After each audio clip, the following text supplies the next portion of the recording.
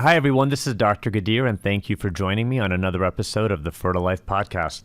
Today, we're going to be doing a Q&A session. Many of our audience listeners have been sending in questions, so I thought it would be really interesting if we were able to do a session that we answered some of these questions, and then I'll choose to kind of go into depth with areas that I think people in generally ask me questions about. So the first question that I received that I thought was interesting, is it possible for a thyroid cancer patient to carry a full-term pregnancy?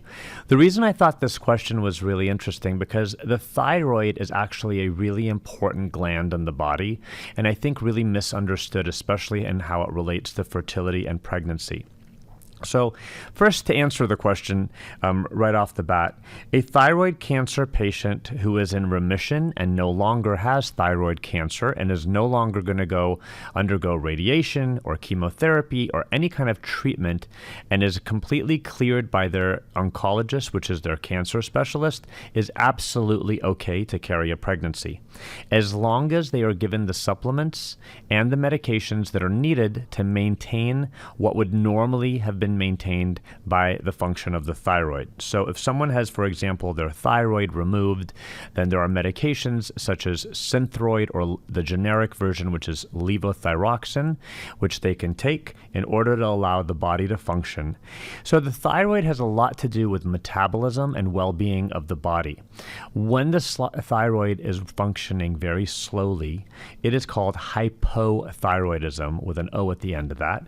And whenever the thyroid is acting very overactively, it's called hyperthyroidism. So let's talk a little bit about the hypothyroidism. The hypothyroidism really has side effects on the body that people feel very sluggish. They have slow bowel movements and get constipated. Their skin is really dry. They just don't feel right. They have minimal energy. And when the thyroid starts to function very slowly, it actually affects fertility because the body is not going to be able to maintain the right nutrients and also hormonal balances involved with a pregnancy. Now, the bigger issue is that if someone has a very slow functioning thyroid and has severe hypothyroidism, it has been shown that it can affect your offspring's well-being and their overall IQ in the future. A study was done years ago, and when people had TSH levels, which are a thyroid stimulating hormone, that was really high levels, meaning the thyroid was working really, really slow, they did studies and they noticed that the offspring of those women actually had lower IQ levels. So for that reason alone, the American Society of Reproductive Medicine made suggestions after a lot of research was done that an ideal thyroid level, or a TSH, thyroid stimulating hormone level, is to be around 2 to 2.5. And when we get pregnant, the thyroid demand becomes even more. So if people are on medications before getting pregnant, once they become pregnant, instead of taking 7 pills a day, which is basically 1 a day, we pick 2 days of the week and double up on the medicine. So it becomes, instead of 7 pills a week, 9 pills a week, which kind of fits the 33% higher demand on the thyroid due to pregnancy. This is a situation where we want to optimize and get the thyroid working to a level that is completely active. The body is functioning well. It is not gaining weight. It is not feeling sluggish. It is not working extra slow.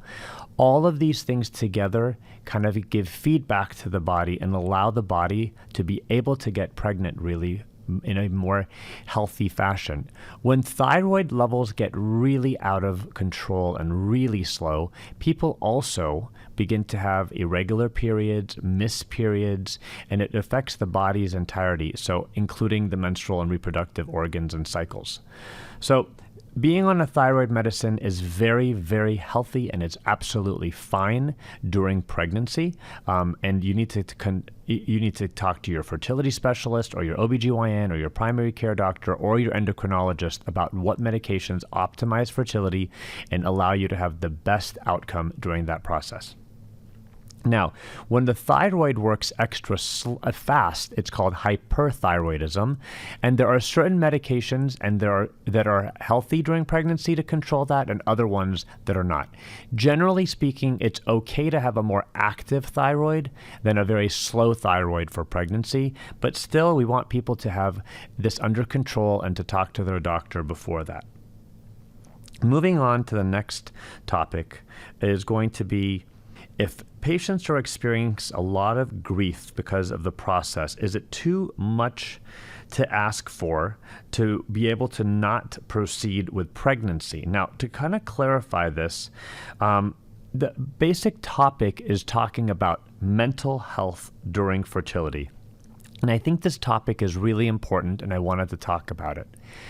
I think the stressors that come along with women and men and couples that are struggling with fertility sometimes become so much that seeking out additional help, like a therapist or a support system, may be very, very important. And the reason I say this is because I talk to fertility patients all day long, whether it's freezing your eggs for the future or struggling with the actual desire to be pregnant now and it not happening. All of these patients have different anxieties that come along with it. Mental health, as we know it, has become a very big part of treating a patient, especially in the area of fertility. And for me and my team at Southern California Reproductive Medicine, it has become a very big part of the overall treatment plan. I like to make sure that all of our patients are understood and heard when it comes to their needs of extra support. We have recommendations for therapists and psychologists that we refer people to. And also, one of the things that we did at our clinic is to actually bring our acupuncturist that we cared for a lot in-house to be our full-time acupuncturist. She is actually excellent. And as much as I do believe in acupuncture and the well-being of acupuncture helping people get pregnant, the other thing that comes along with that is that our acupuncturist helps people calm down so much. And for anyone who has or has not done acupuncture before, when I did it personally, it kind of reset me every single time. You get a great nap. You fall asleep, it completely relaxes you, and you wake up completely reset. No matter what the benefits of acupuncture are, that one benefit of its own is so valuable for me. I think it's so incredibly important to be able to reset your body and be clean and clear mentally when trying to deal with something very stressful in this world. So that, I think, is a really important thing, and one additional adjuvant therapy that I think is really important. So acupuncture is definitely on our list of recommendations. I think support groups are excellent. I have had many patients of mine, as much as I have not been on a support group that is online, many patients of mine have told me that they have been on different groups online, which have allowed them to make friends and learn from other people. They have given advice. I have a patient of mine that actually was so involved that we have had about 4 or 5 additional referrals from her that have come to us from around the world and conceived and appreciated her help so much. So I think having a good support group, whether it's online or in person or by Zoom or whichever way is best for you, is something that also can help people a lot. So mental health and fertility are very important, and I want everyone to take that very, very seriously. The next question that I got that I really wanted to answer, it says, what is your clinic success rate compared to fertility treatments and IVF in general? So general success rates for fertility clinics around the United States is in about the 40 percentile with success rates. Luckily for us, Southern California Reproductive Center and our IVF lab, which is called ART, or Assisted Reproductive Technologies, our success rates have hit 76 to 84%, has been the range over the last year. And we're really proud of that because the success rate of getting close to 80% in the world of fertility is almost double the national average and is really, really an area that we work and stride to move forward and continuously change things and improve things in our lab and in our clinical setting to make sure that patients are doing better and better. Whether that involves doing practice mock cycles before a transfer or actually doing additional medications or different medications or pre-treatment months. All of these things are things that you should be talking about with your doctor before doing treatments and before doing embryo transfers to help you do better and better. The final question that I'm going to be answering on this Q&A session is going to be, at what point in the fertility treatment process should you turn to surrogacy, and should it be considered? I think this is such an important question because the area of gestational surrogacy has grown and is growing as one of the most rapid areas in the world of fertility.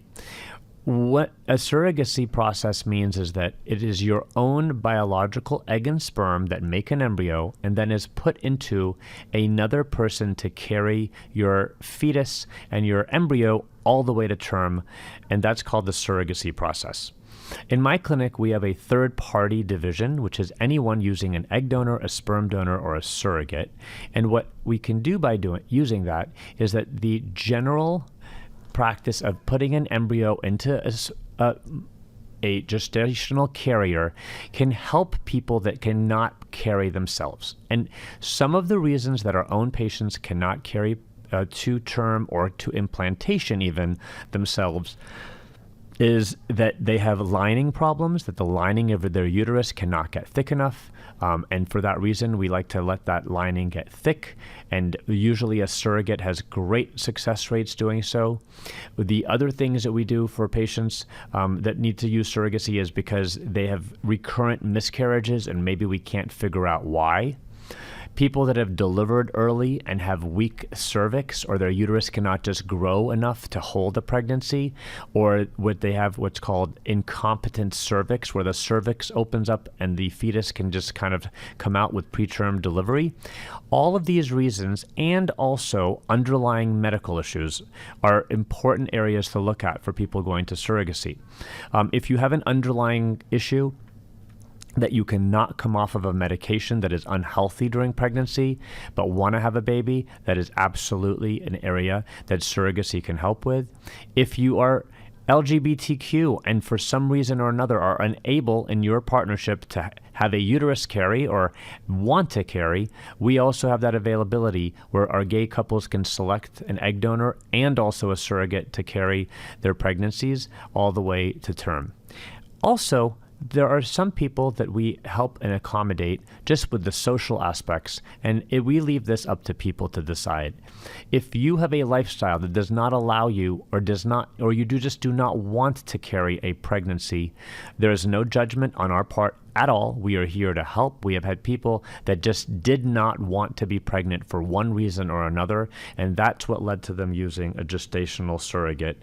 And I think that the point when someone decides when to move on to a gestational surrogate really depends on what the reasons are, and also discussion with your fertility specialist and making an overall plan.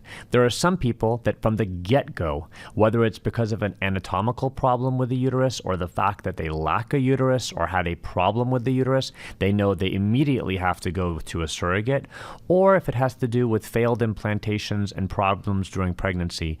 At that point, I think a discussion with your physician deciding when to proceed with a gestational surrogate will be very helpful. I hope these questions have been useful and hearing the answers have been helpful to the people who asked and everyone else out there. Thank you for listening to another episode of the Fertilife podcast, and especially this one that answered your questions. Take care and be well.